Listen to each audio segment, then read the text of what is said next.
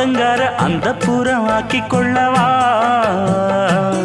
அந்த அக்கறைக்கும் இக்கரைக்கும் கோட்டை கட்டவா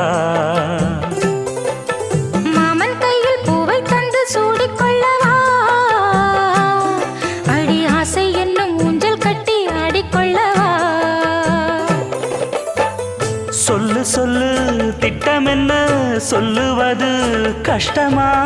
பொத்தி பொத்தி வச்சதென்ன என்னென்னவோ இஷ்டமா